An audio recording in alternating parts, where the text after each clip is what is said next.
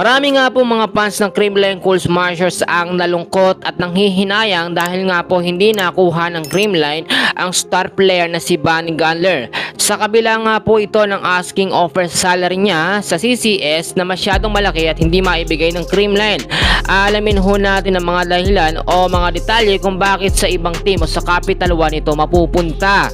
So alam naman natin mga kaibigan, noon pa lamang nang tinalo ng Creamline, ito nga pong Signal Super Spikers, nakita naman natin na talagang nilapitan ni Alyssa Valdez ito nga pong si Bunny Gunler at nililigawan talaga ng Creamline dahil gusto ho talaga nila itong makuha.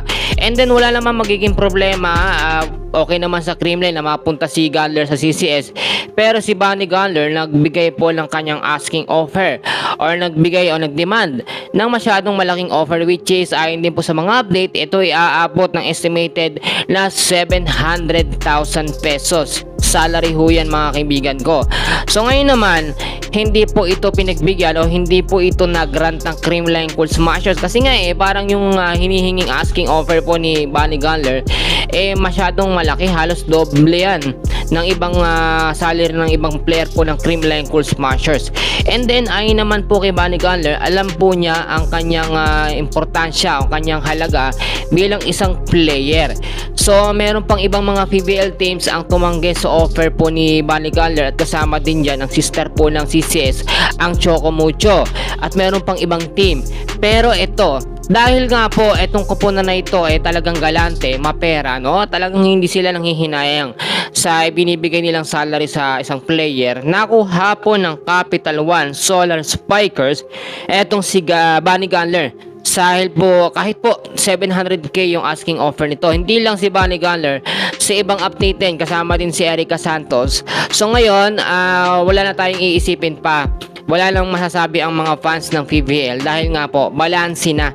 Kasi nga daw kapag napunta si Bunny Gunler sa Creamline Cool Smashers, magiging overpower naman ang CCS at hindi napapatas sa ibang mga PBL teams. Ngayon, ang masasabi ko lang mga kaibigan, sa Creamline naman, kung mapunta man si Bunny Gunler o hindi, walang problema. Mananatili pa rin malakas ang CCS at dahil napakaganda rin ang update natin sa Creamline, si Risa Sato, eto nga pong si Michelle Gumabaw, Alyssa Valdez, spotted na po sila. Si Sato babalik na sa CCS. So may dagdag po na pwersa at lakas ng Creamline.